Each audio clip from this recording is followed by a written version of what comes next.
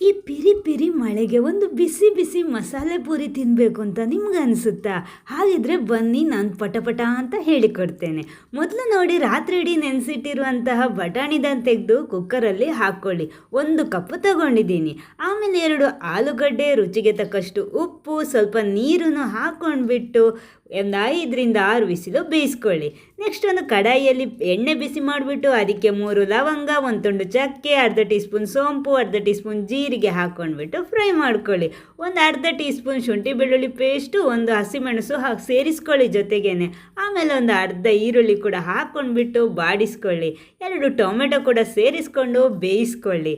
ನೋಡಿ ಆಯ್ತಲ್ವಾ? ಇನ್ನು ಇದನ್ನು ಮಿಕ್ಸಿ ಜಾರಿಗೆ ಹಾಕ್ಕೊಳ್ಳಿ. ನಿಮ್ಮ ಕೈಯಲ್ಲಿ ಎಷ್ಟು ಹಿಡಿತದೋ ಅಷ್ಟು ಪುದೀನ ಸೊಪ್ಪು, ಕೊತ್ತಂಬರಿ ಸೊಪ್ಪು ಸೇರಿಸ್ಕೊಂಡು ಫೈನಾಗಿ ಪೇಸ್ಟ್ ಮಾಡ್ಕೊಳ್ಳಿ. ಆಯಿತಾ?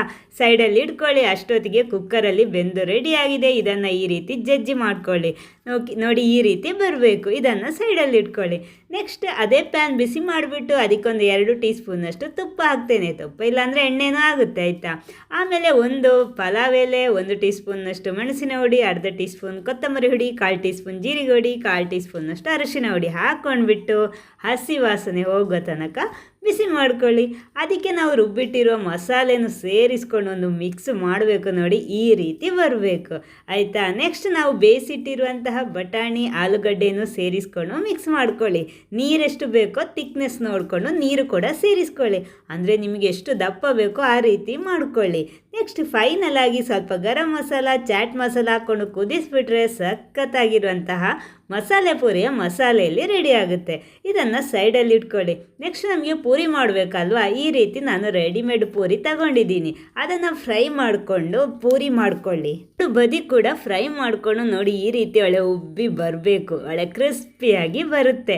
ಎಲ್ಲ ಕೂಡ ರೆಡಿ ಮಾಡ್ಕೊಳ್ಳಿ, ಸೈಡಲ್ಲಿ ಇಟ್ಕೊಳ್ಳಿ. ನೆಕ್ಸ್ಟ್ ಒಂದು ಪ್ಲೇಟ್ ತಗೊಂಡ್ಬಿಟ್ಟು ಎಲ್ಲ ಹಾಕ್ಕೊಂಡ್ಬಿಟ್ಟು ಕೈಯಲ್ಲಿ ಒಂದು ಜಜ್ಜಿದ್ರೆ ನೋಡಿ ಈ ರೀತಿ ಹುಡಿ ಹುಡಿ ಆಗುತ್ತೆ. ಅದರ ಮೇಲ್ಗಡೆ ನಾವು ಮಾಡಿಟ್ಟಿರುವಂತಹ ಮಸಾಲೆ ಕೂಡ ಹಾಕ್ಕೊಂಡು ಸ್ವಲ್ಪ ಈರುಳ್ಳಿ ಕಟ್ ಮಾಡಿಕೊಂಡು ಅದನ್ನು ಕೂಡ ಸೇರಿಸ್ಕೊಳ್ಳಿ. ಸ್ವಲ್ಪ ಸೇವು ಕೂಡ ಹಾಕ್ಕೊಳ್ಳಿ. ಆಮೇಲೆ ಸ್ವಲ್ಪ ನಾನು ನೋಡಿ ಇಲ್ಲಿ ಸ್ವೀಟ್ ಚಟ್ನಿ ಕೂಡ ಹಾಕ್ತಾ ಇದ್ದೀನಿ. ಖರ್ಜೂರ ಮತ್ತು ಹುಣಸೆಹಣ್ಣಿಂದ ಮಾಡಿರೋದು. ರೆಡಿ ಆಯ್ತಲ್ವಾ? ನೀವು ಕೂಡ ರೆಡಿ ಮಾಡ್ತೀರಲ್ವಾ? ಆಮೇಲೆ ಈ ಪೇಜ್ ಕೂಡ ಒಂದು ಫಾಲೋ ಮಾಡಿ ಇಟ್ಕೊಳ್ಳಿ. ಆಯಿತಾ? ಇನ್ನೂ ವೆರೈಟಿ ಟೇಸ್ಟಿ ರೆಸಿಪಿ ಬರ್ತಾ ಇರುತ್ತೆ. Okay, thank you.